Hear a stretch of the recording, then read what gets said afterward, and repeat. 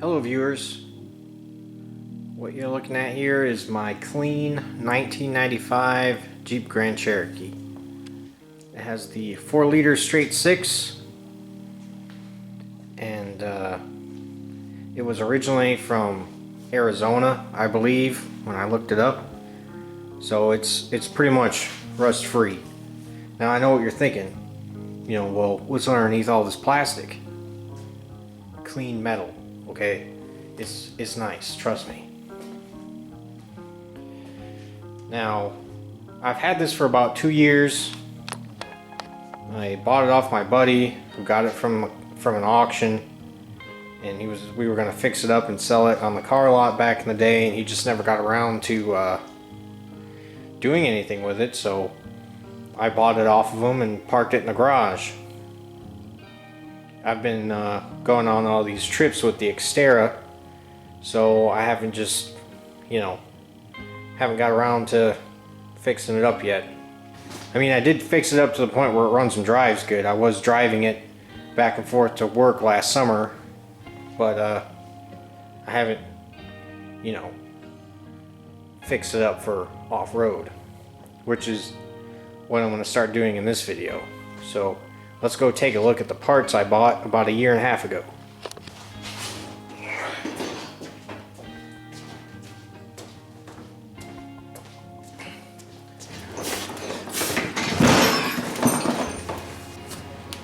This is more of a budget-friendly lift, but it was like $700, which to me, that's pretty expensive.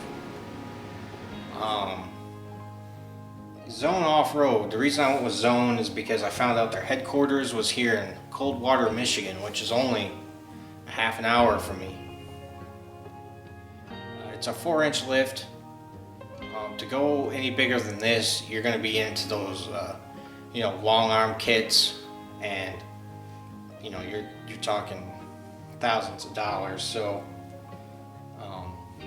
this is as big as I could go without getting too crazy with the money spending. So we'll get this box open and see what's inside. Hopefully it comes with some instructions. So this is the heavy box. It weighed 98 pounds according to the sticker. So we got some trailing arms.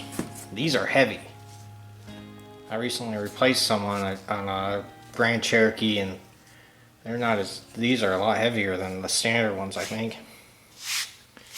Looks like rubber bushings, made in Mexico. So we got trailing arms.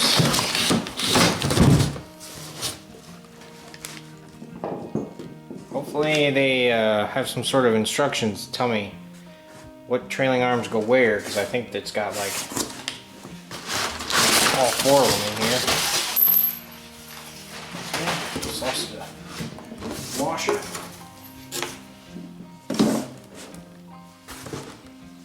Not the best packaging. There's a lot of parts just like laying around in here, to be honest with you. A lot of little pieces just kind of thrown in. Like a bag rip open or something.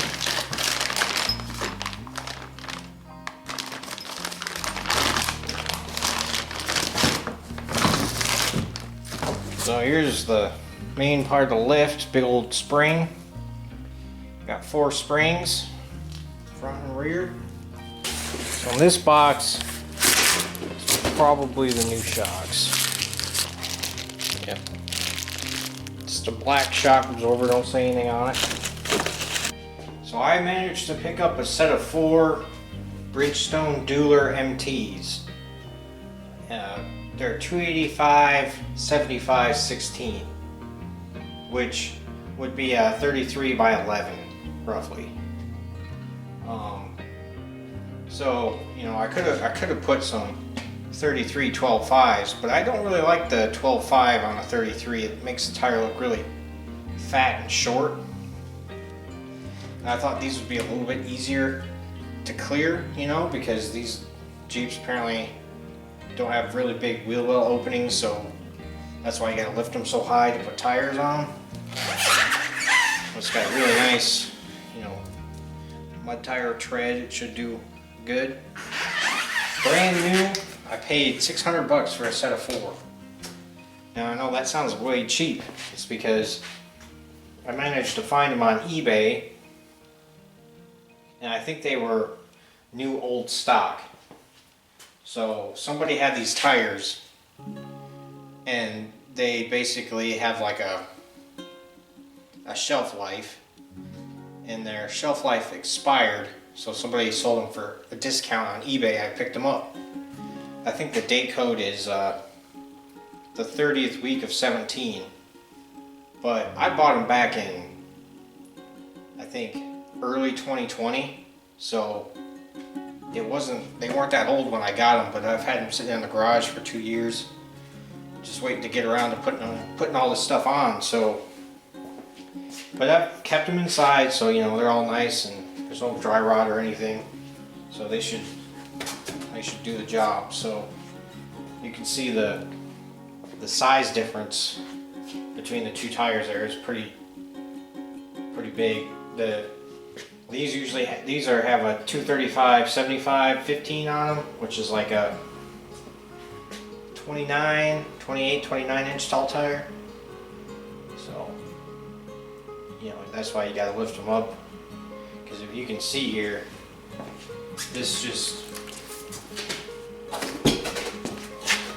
that's going to be real tight fit, so you know it basically won't fit in there unless you lift it up.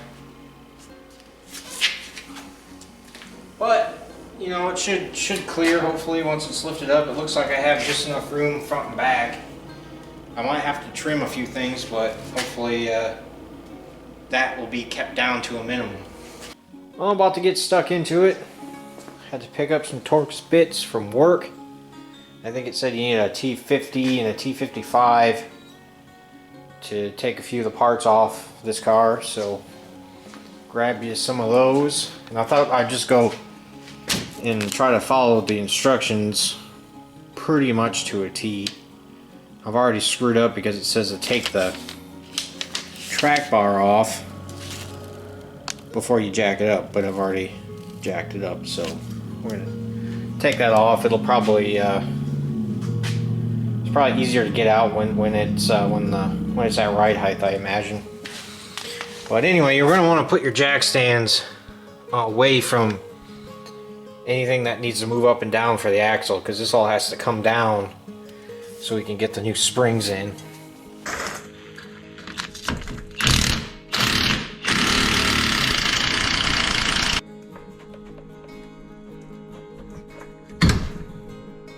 We're on step 7. Disconnect the front brake line bracket from the unibody and remove the shocks.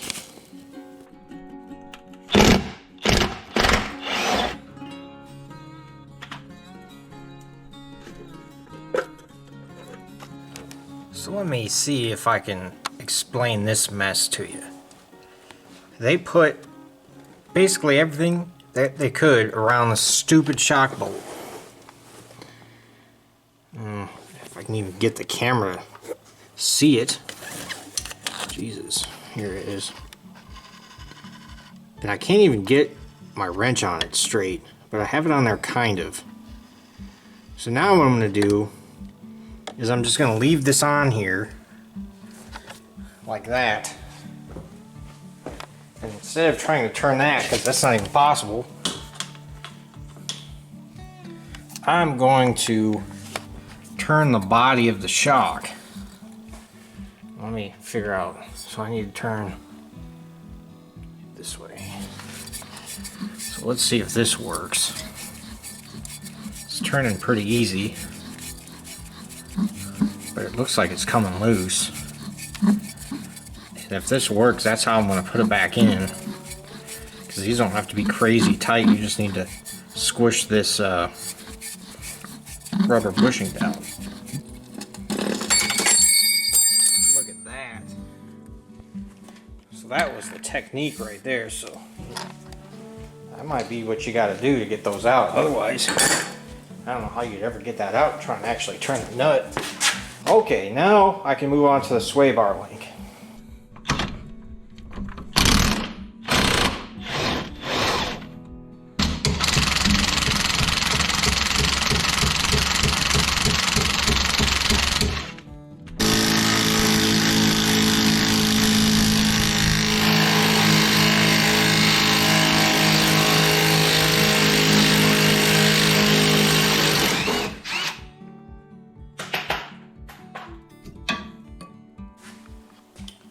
So it was more of the same on the other side. The shock's a little easier to get off on the passenger side because of the top nuts out in the open where you can actually get onto it. So the sway bar link, I had the same problem with that collar, inner collar for the sway bar link being stuck to the bolt. So I'm just going to cut those off later.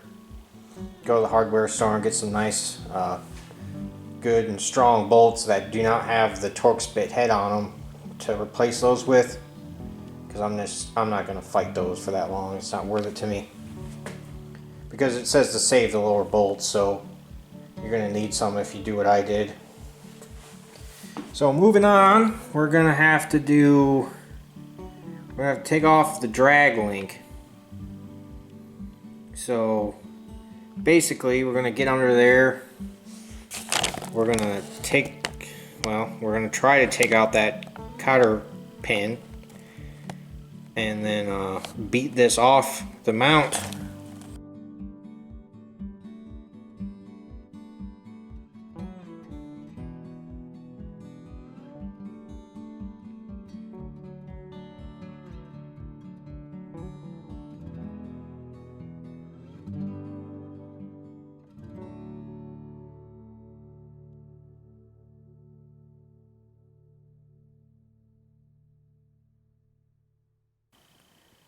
Driver and passenger side coil spring retaining clips located on the back side of the axle coil seat.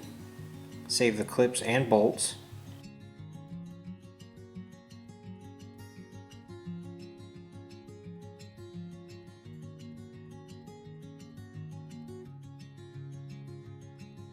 Ensure the axle is well supported. And then take off the lower control arms.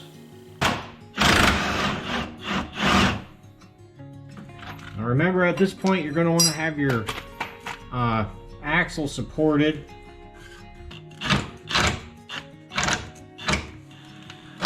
There it goes.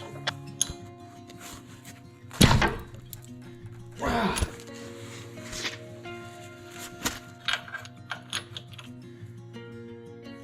Oh. Well, this is... Yep.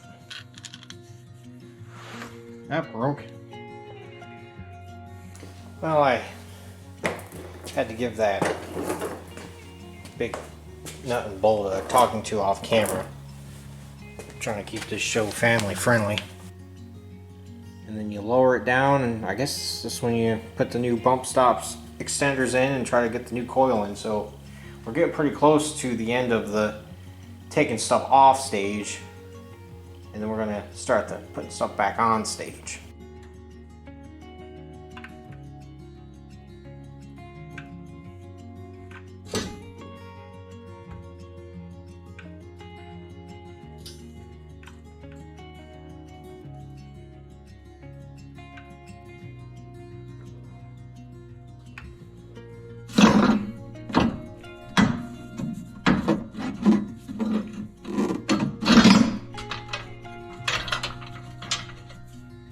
Okay, we're back at it again.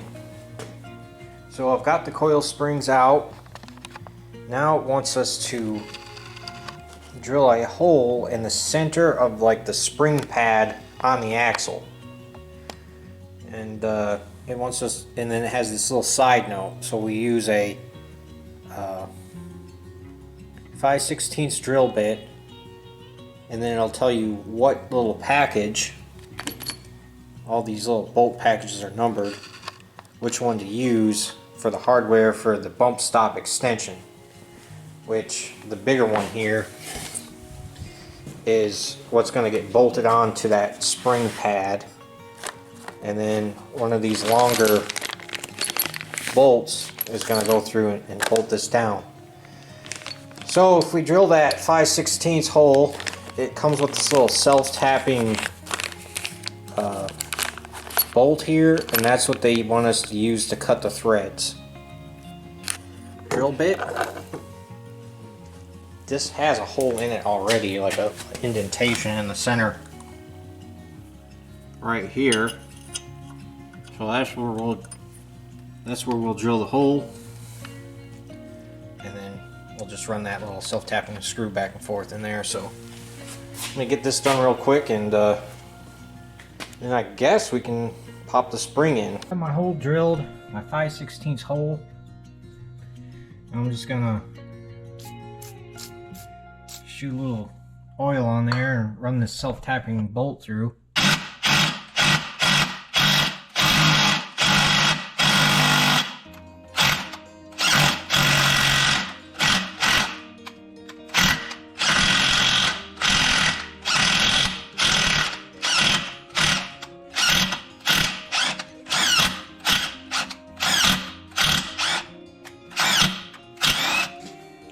Alright, so make sure you have the right spring. The longer springs are for the front. I just spent a half hour trying to put the wrong spring up here, and it doesn't actually fit, and I was getting mad.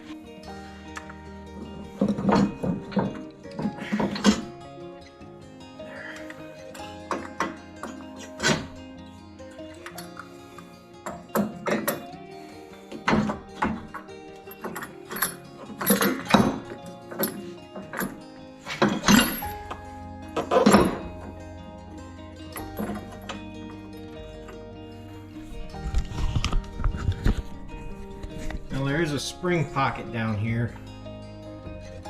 You got to make sure you get the bottom coil lined up with this pocket, and then you got this little hold down thing you got to put on. Now I'm going to get this bump stop extension torque down, and then I can start jacking the axle back up. And then it looks like I think putting the new lower control arms is what's next. Alright, the springs are back in. Not too bad. I've had worse. So I did skip ahead a little bit on you guys and did part 17, which is I jacked it up and then put those little tabs that hook into the bottom of the spring to hold it in place. So now we're going to move on to the new control arms. It has a nice little picture here, so you put them on in the correct orientation. So axle side, and then it's the shortest distance to the bend is on the axle side, and it's the bend is going to be towards the ground. So if this were getting put on the car, well, we'll figure it out, but that gives you a nice, so you don't put those on backwards, because there is a bend. And it also says, because you have control arms for the rear too, the front control arms are shorter than the rear ones. So if we come over here to my control arm pile, you can see we have two different lengths, some longer ones and some shorter ones. So these two are what's going to be going on the front. And it says we got the bend is closer to this side, so that's going on the axle. So I believe it goes on just like that, and the bend is down towards the ground. So this one goes on like that, and then the same thing over here on this side. The bend is closer to this, so that goes on the axle. The bend is going down towards the ground, so that goes on this side like that. Also says in the instructions to put them on, but don't torque these down tight until the car is on the ground resting on its own body weight, because basically these move up and down and they actually twist the rubber bushing in here. Well, if you torque these down while the suspension's hanging so it's at like full droop, you'll put some twist in here when you set it on the ground, and then if you hit a bump you might over twist the bushing and then it'll tear.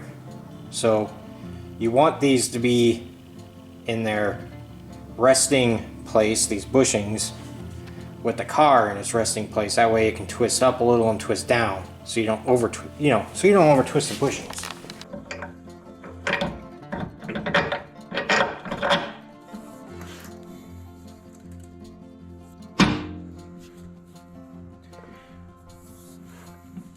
Now, I really don't think it matters which way you run these bolts through.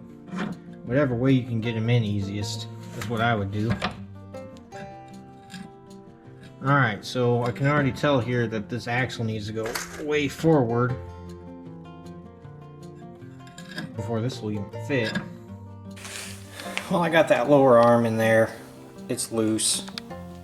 I really had to fight to get that bolt hole lined up in the cam washers in their groove, and I ran that bolt down, but not like tight, so it would cinch the bushing just enough to keep those cam washers from coming out of their groove. But I had to stop recording because I really had to get all the way in there and fight that.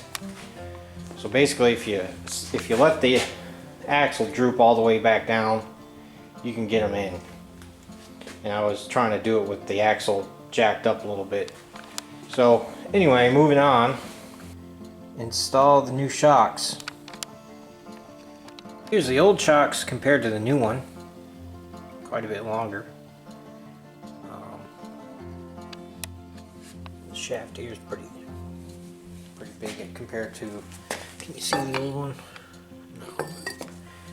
So yeah, I'm just gonna have to slam these up in there. These come with new bushings too. I don't think these are rubber. I think these are the polyurethane bushings. New bushings. Also, the shocks come with more Zone Off-Road stickers, and then a nut, and then a jam nut, which I don't know how in the world I'm ever going to get this jam nut tightened down on the driver's side where it's like underneath all the brake lines and stuff, but we'll try to make it work. So it's basically, it tells you not to put this up in there, but don't tighten it down yet for some reason. So you know what, I'm just gonna go ahead and do what it says. It's always a good idea to work these the new shocks up and down a couple times before you put them in.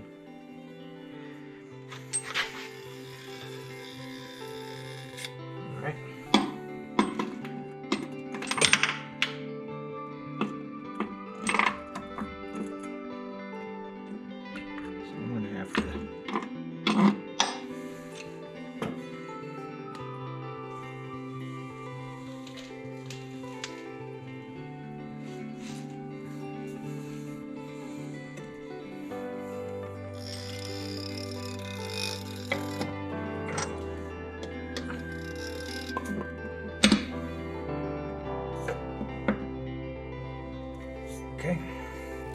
So if you take out the washer tank, which is just two little screws here on the side, you can see the bolt holes there, you have a little better access to that. Still not great, but you can kind of fish your fingers in there and put that together.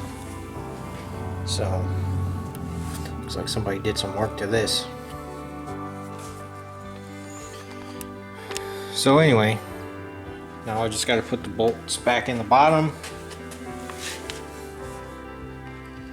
which, you know, you saved your hardware from the old ones. It was a nut and bolt, so I'll run those two in, and then I'll do the other side, and then we'll move on to the next step. Okay, so I went back through and tightened up all the bolts on the shocks. So next, it wants us to do this with the track bar mount. Basically re-drill a hole 3/4 of an inch over to realign the track bar with a lift kit on it. The problem is I don't have that size drill bit. So I'm going to have to borrow that size drill bit from work and probably finish that off on the weekend. So I think I'm going to skip this part for right now because I think you should be able to do this at any time. And move on to the reattaching the pitman arm. You don't have to modify anything with that, so that's easy enough. So we'll go ahead and reattach that pitman arm real quick.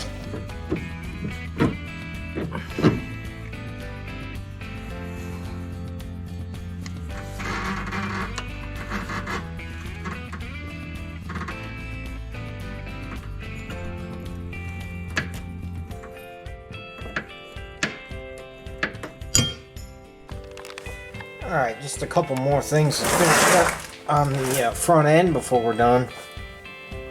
We have to drill a new hole for the track bar here. And here's the bracket it goes into in the original hole. Now the instructions say to drill a hole, measure 3/4 of an inch closer to the driver's side, and that'll be the new mounting hole for that. So you need a 13/32 drill bit, which I had to borrow one from work, and I would probably use the size it says because you want that bolt to be fitting pretty tight in there so it doesn't have room to slop around and make noise. And we're gonna have to drill through two sides of this bracket, this and that side, so we're gonna have to go all the way through, and then we can lower the car on the ground and get that bolted back up. Now I'm going to use a punch to, once I get my hole figure out where it needs to be, probably right around about there, I'm going to use this to make a indentation in the metal so my drill bits don't walk when I'm starting the hole. I've got my new hole drilled. I'm a little concerned I drilled it a little too high. So I don't know, I'm hoping that this doesn't hit this bracket up here and enable me, or not let me be able to put the bolt through.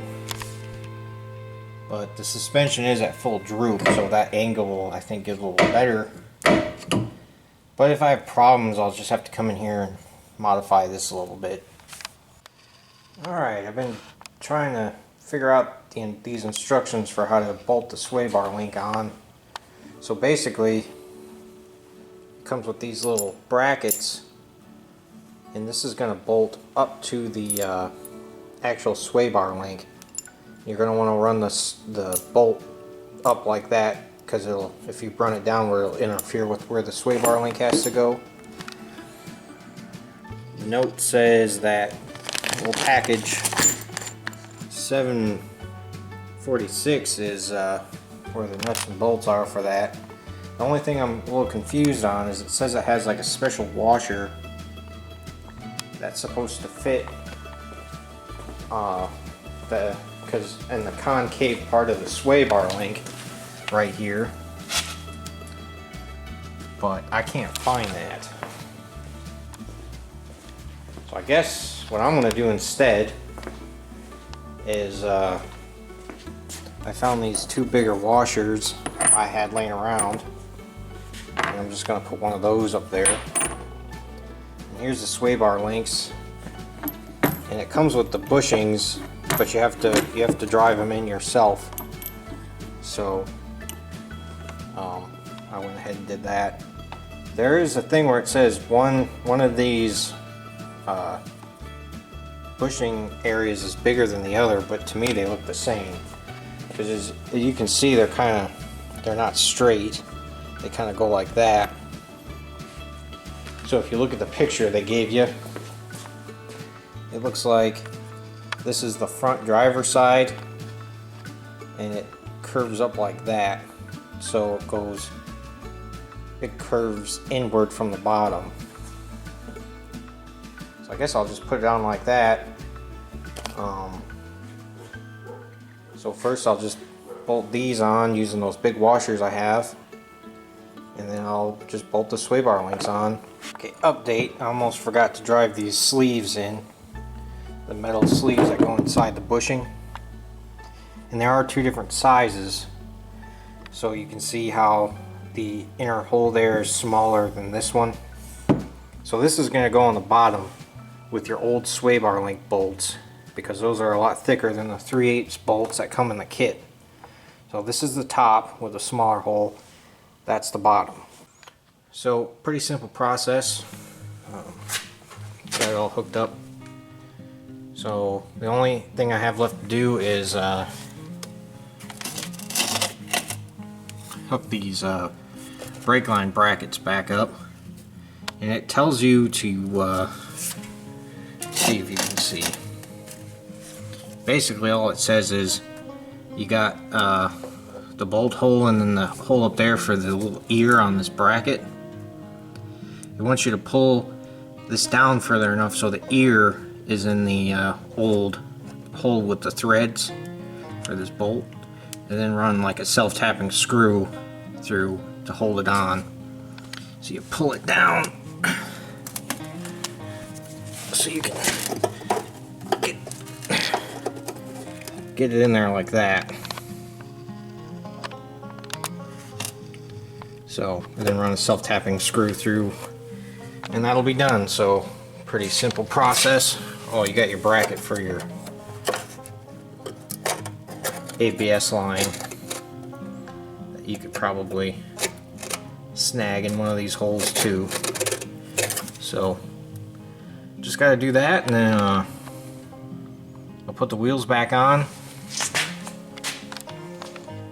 and we can tighten down the control arms and get the track bar in its hole, and then I'll have to pull this thing out, turn it around, and then pull it in forward, start working on the back side. So there's what that looks like when it's done. You can see the tab in the actual old bolt hole. Lowers it down about 1 inch. So I lowered it down on the ground, and this is ride height now. Of course, the springs will probably settle a little bit over time. So I got the track bar hooked back up into its new hole. I did have to shave a little bit off the top there, because it's pretty tight in there. But it fit, and I only took off just a sliver of metal. And I took out about that much. Got the old Jeep spun around. Today I'm going to start on the rear suspension and the drop of the transfer case, which looks pretty simple, so I don't think that'll take much time. And hopefully I can get this whole thing done today. I have some other projects I'd like to get started, and I've decided to make a second YouTube channel because a lot of stuff I've been working on has been like small engine stuff, and I think most people subscribed to this channel probably did so for the off-roading and working on, you know, road vehicles. So you know, I got this boat engine I'm gonna fix up, make a video about that. The other day I just picked up this Yamaha Timberwolf that doesn't run. Got it for $550, and actually it looks really nice. So, you know, the story is somebody put a new top end on, which I can confirm, because, you know, that looks a lot cleaner. But, you know, sneak peek, I don't think they got the timing chain on right, because you could spin the crank around, then all of a sudden it'll hit and come to a dead stop. So I think it's hitting a valve. So I might have to replace the cylinder head, but for $550 I think it'll be a really good four-wheeler. Maybe my wife can ride around on. You know, and I got just a bunch of stuff like I really like old, like riding mowers, garden tractors. I did make a series on this where I took it all apart and fixed it up, and I've been riding it around. A 1950s boat motor I fixed up, but I didn't make a video on that one. I also got some other projects, you know, out in the far end garage.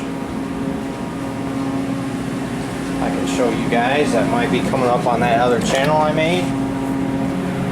I got my dad's old Ford Jubilee. Get this running again, and then you know, fix it up cosmetically wise. Also got this Alice Chalmers 710 that actually looks really good shape, but I think the engine's blown up, so I gotta fix this up too. You know, I got the old, I made a couple videos on that a little while ago too, that I think would be better suited to a channel dedicated for small engines. So I'm gonna call it Mechanical Andrew. I know it's kind of stupid, but that's all I can come up with. So if you're interested in that kind of stuff, I'll start posting videos here shortly, and you guys give that a check if you want. So now to move on, get this lift kit fully installed. So step one, disconnect the rear track bar from the passenger side of the frame and save the bolt. And it also says to do this before you jack it up, which again, I got too far ahead of myself. So I think I'm just going to jack up the axle as far as it will go with my jack, and then take that out. Take the wheels off, you know, put the stands where they're not interfering with any of the suspension components on the back.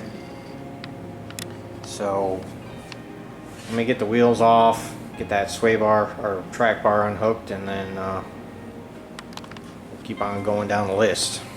So I run into this all the time at work. You can't get the stupid wheel off. So I figured I'd show a trick to, well, it's not really a trick, but this is how we do it. So you take a nut, it's got deep holes. So you take one of the lug nuts and you just screw it in there a couple turns, but don't like tighten it down, obviously. Just a couple of turns. And then you take a hammer, preferably a heavy one, and you whack the back of the tire right here. If it doesn't come off by you hitting the tire, and you have to hit the inside of the rim, basically.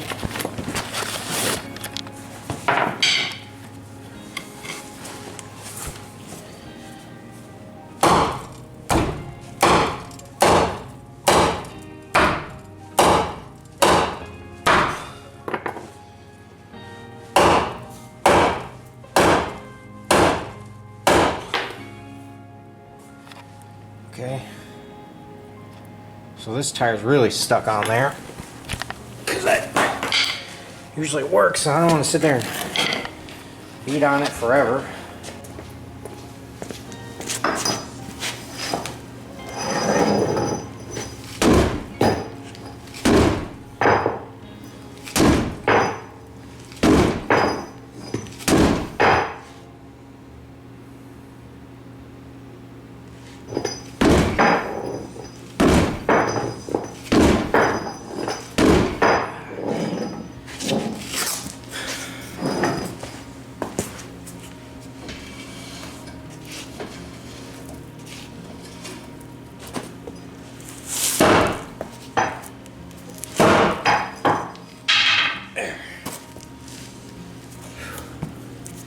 The reason you don't put a lug nut on is so when it does finally come off, it doesn't go flying.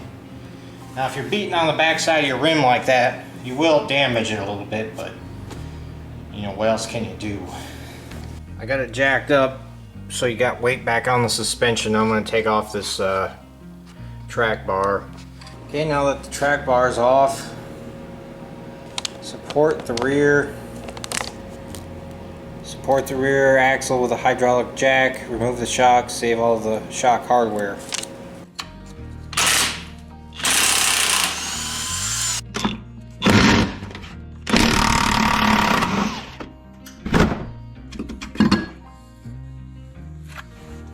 Okay, so now before we let the axle down, we need to disconnect the sway bar and links and get rid of those links, and then remove the spring retainers.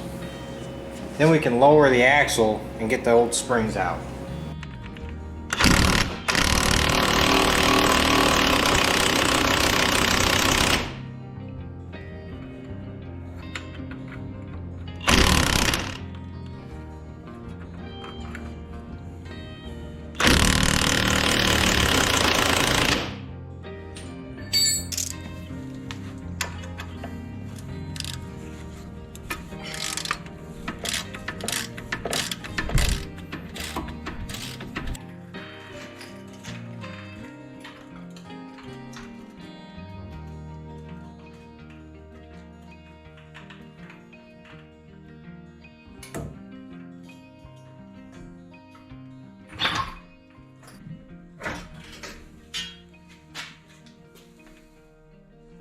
So you can see in this picture, this is the mount on the axle for the upper control arm, and the kit comes with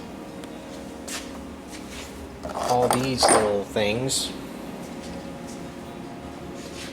which is what's shown in the picture.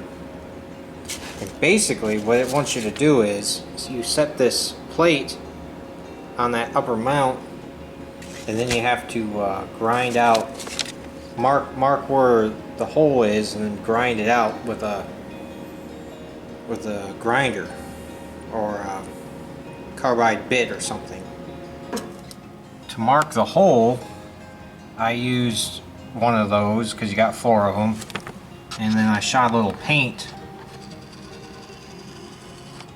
on it, so you know, you can see this thing basically goes in there like that, like the picture shows, in between these 2 little tabs there. It's like built up here and here, and then when I shot paint through the hole, you can see this part right here. That's where you have to grind out. Well, I went to Tractor Supply and bought these rotary file set. So hopefully these will be able to do that grinding on the upper control arm mounts. Alright, well, I got those holes grinded out, and that's what it should look like when it's installed.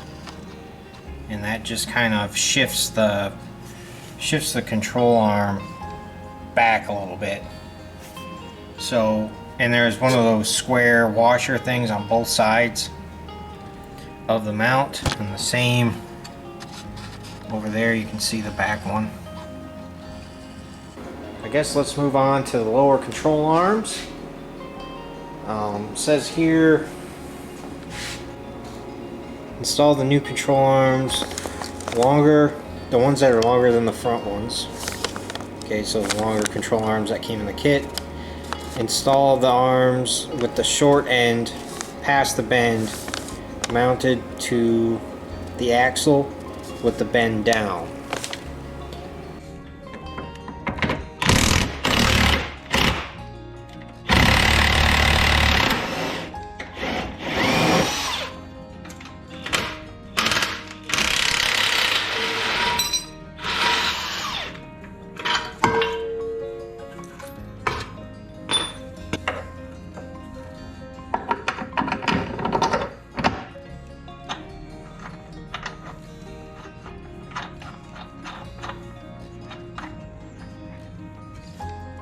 I'm just going to leave those finger tight, just like the front. Anything with a bushing in it, you're going to want to wait to torque that down until you put the wheels on and set the car back on the ground. Okay, I almost forgot a part. So we got this bracket that needs to go on this track bar mount on the axle. And it goes on like this. So we got, this is where the track bar's new mounting hole is going to be. And then this hole here is going to go through the existing hole in that mount. And we've got to drill a couple holes here and there for extra mounting of the bracket, so it can't turn or anything. So we got to go under here and contend with another Torx bit headed bolt, so hopefully it'll come out without snapping.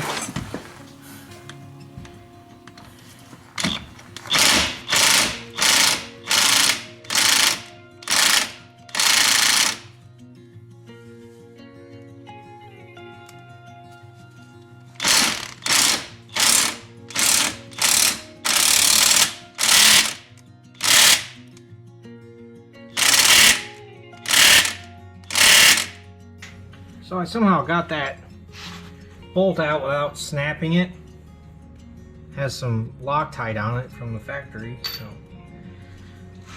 So now we can fit this new bracket.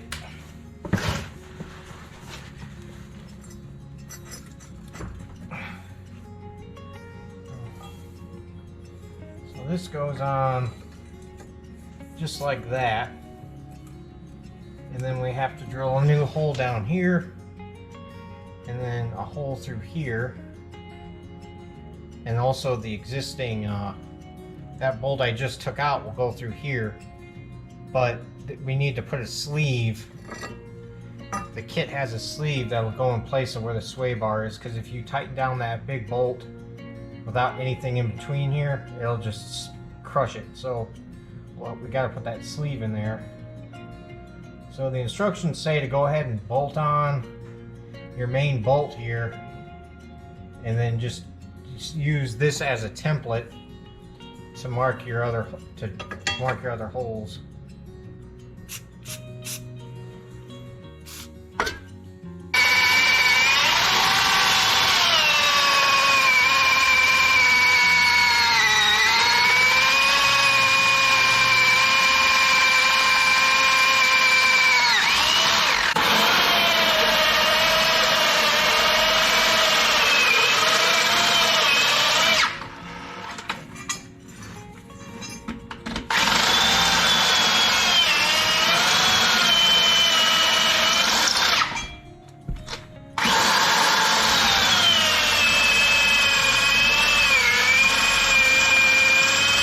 The old Black & Decker has some serious torque. It almost twisted my arms off.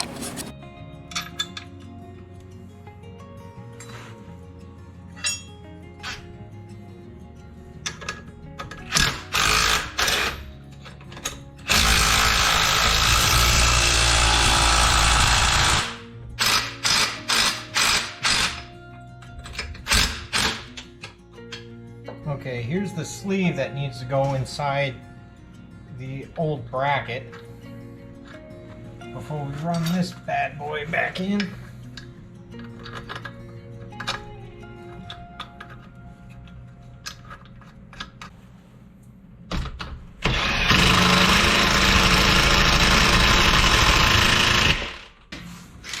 So let's see if we can work on this bump stop.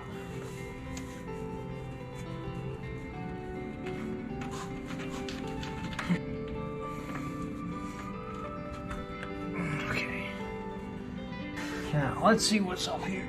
A couple of 15 millimeters, it looks like.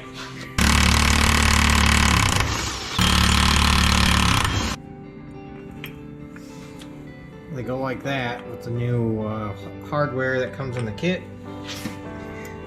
And then, where are we at?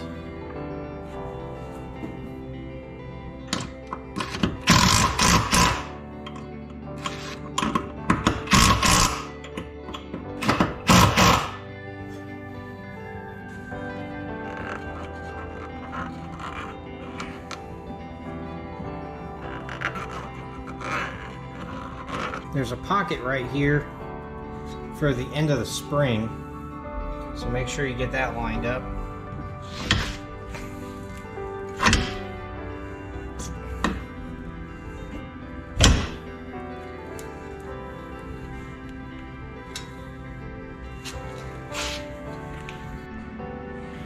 Now that we got the spring in, we put the shock in, you have to drive the bushings in yourself, which is, you know, I just beat them in there with a hammer. And the bottom one, on the bottom eyelid has the metal sleeve, and then the top bushing doesn't, because that goes on a stud. So we'll just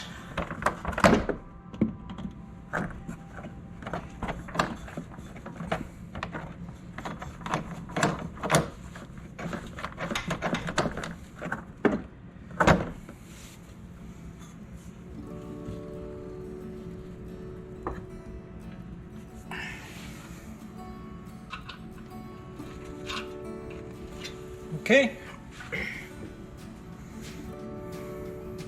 Shock's installed.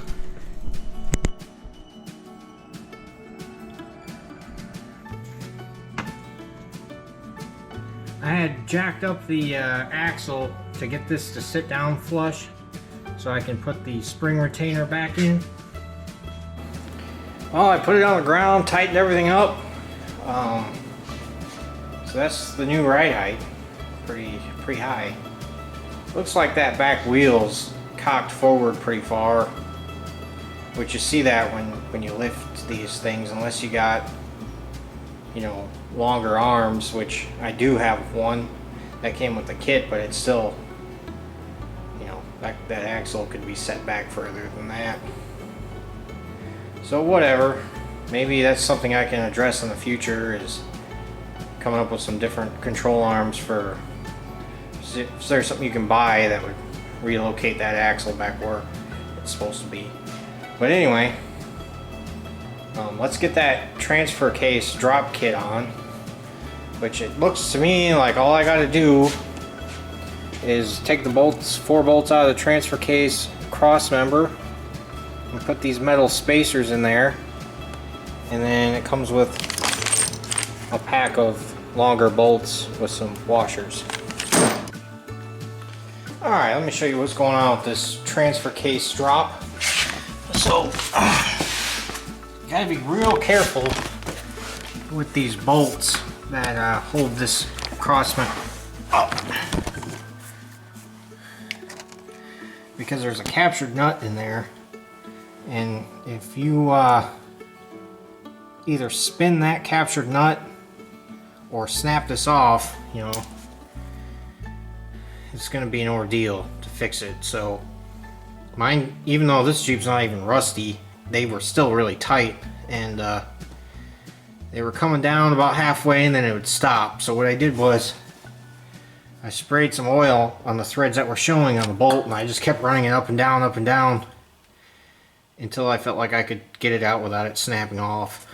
So just be real careful with these, because like I said, if they snap off in there, it's not going to be a good time. So now all we got to do is sneak our two little washer or spacers up, and then we got our new bolts with lock washers and regular washers. So we put a regular washer on, and then a lock, no, let's do a lock washer first, then a regular washer.